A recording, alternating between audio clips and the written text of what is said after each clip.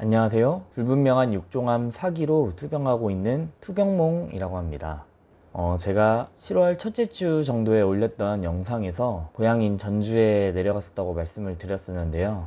한 달가량 잘 지내다가 지금은 다시 서울 집으로 올라와서 지내고 있습니다. 오늘은 한 가지 새로운 소식을 들고 왔어요.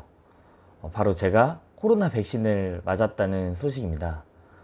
종류는 모더나였고요. 1차 백신을 지금 맞은 상태입니다. 지난주에 전주에서 운 좋게 자녀 백신 신청하는 거에 성공을 해서 맞게 되었습니다. 암 환자가 백신을 맞았다는 소식에 깜짝 놀라신 분들도 계실 텐데요.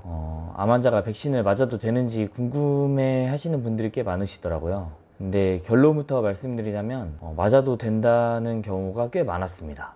저는 당연히 백신을 맞으면 안 된다고 생각을 하고 있었는데 지난 5월쯤에 5차 항암을 하기 위해서 삼성병원에 입원을 했을 때 같은 병실에 계시던 어떤 분께서 이제 자기 차례가 되셨나 보더라고요. 그러면서 그분 담당하시는 주치의 선생님께 백신을 맞아도 되는지를 물어보셨었고, 주치의 선생님께서는 면역력이 낮을 때는 맞으면 안 되지만 항암하기 한 2, 3일 정도 전쯤에는 그래도 면역력이 많이 올라오기 때문에 백신 주사를 맞고 오는 게 좋다고 말씀하시더라고요. 제가 백신을 맞았다고 하니까 깜짝 놀라신 분들도 많으시겠죠. 암 환자가 이제 백신을 맞아도 되는지 걱정하시는 분들도 계시고, 또 아까 말씀드렸다시피 암 환자가 백신을 맞아도 되는지 궁금해 하시는 분들도 꽤 많으시더라고요. 저처럼 실제 암을 갖고 계신 당사자 암 환우분께서도 그러시겠고, 또 이제 암 환우를 가족으로 두고 계시는 가족분들도 이런 점들을 많이 궁금해 하실 텐데요.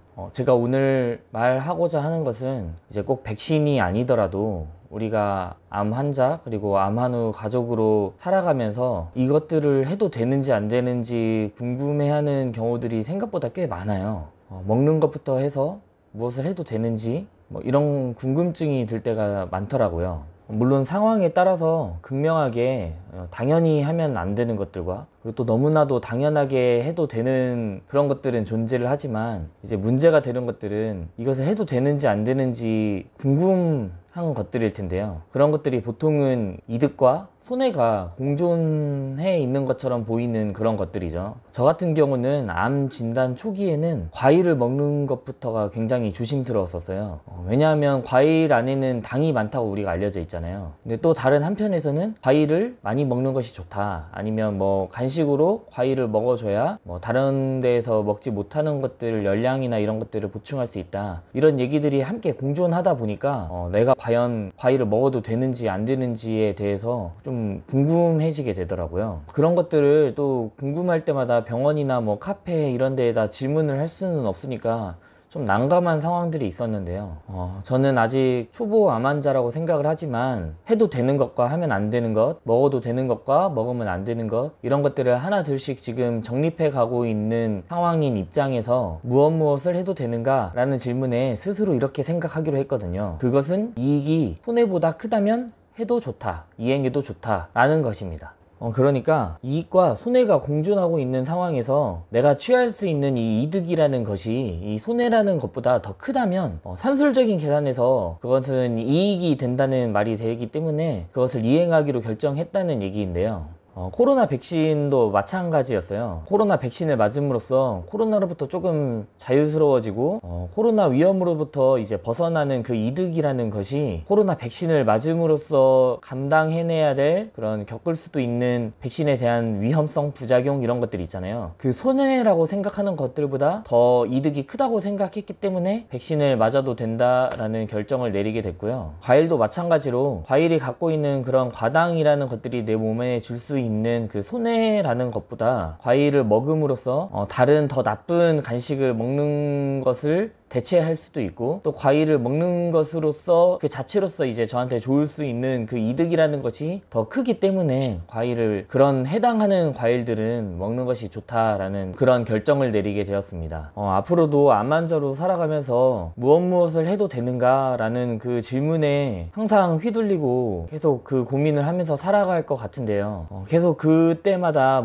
카페에 질문을 올린다든지 의사 선생님을 찾아가서 질문할 수 있는 것이 아니기 때문에 제 스스로 스스로 이것을 해도 되는지 안 되는지에 대한 결정을 내릴 수 있는 기준을 만드는 것이 앞으로도 도움이 될 거라고 생각을 했었고, 그러는 것이 그 암 환자에 대한 정보가 인터넷에 너무나도 많이 지금 퍼져 있는데 그런 것들에 휘둘리지 않고 나에게 맞는 것을 찾아간다는 그런 또 도움이 될 것으로 생각하기도 했습니다. 물론 어떤 것이 이득이고 어떤 것이 손해이고 또 이익이 어느 정도이고 손해는 어느 정도인지 그 판단하는 것부터가 굉장히 어려운 일이기는 해요. 매번 쉽지 않고 또 그걸 때문에 많은 고민을 해야 하긴 하지만, 또 이 영상을 보고 계시는 다른 암 환우 분들께서도 자기만의 기준 그런 것들을 만드셔서 너무 인터넷에 대한 정보에 휘둘리지 마시고 또 그런 것들을 할 수 있는 것들을 하나둘씩 해나가시면 좋지 않을까 해서 또 이렇게 영상을 공유 드리게 됐고요. 어쨌든 저는 이렇게 모더나 1차 백신을 맞고 왔다라는 소식을 전해드렸고요. 간단하게 후기를 말씀드리자면 여기 왼쪽에 맞았는데 한 3일 정도는 팔을 이렇게 들어 올리기가 조금 뻐근하다 라는 생각 정도만 들고, 그 이후에 이외에 다른 부작용들은 아직 나타나지 않은 것 같아요. 이제 8월에 접어들어서 저는 이번 돌아오는 금요일에 제가 지난번 영상에서 말씀드렸던 그 미국 제약회사에서 약을 받을 수 있는지에 대한 결과를 들으러 또 외래 진료를 가게 되고요. 그 결과를 가지고 또 한번 이렇게 영상으로 찾아뵐 수 있도록 하겠습니다. 무더운 날씨인데 8월 또 휴가 시즌이잖아요. 휴가 다녀오시는 분들 조심히 다녀오시고, 또 이럴 때일수록 가족과 더 많은 시간 보내면서 의미있고 즐거운 한 달 보내시길 바라겠습니다. 지금까지 시청해주신 분이 계시다면 구독, 좋아요 눌러주시면 감사하겠고요. 시청해주셔서 감사합니다.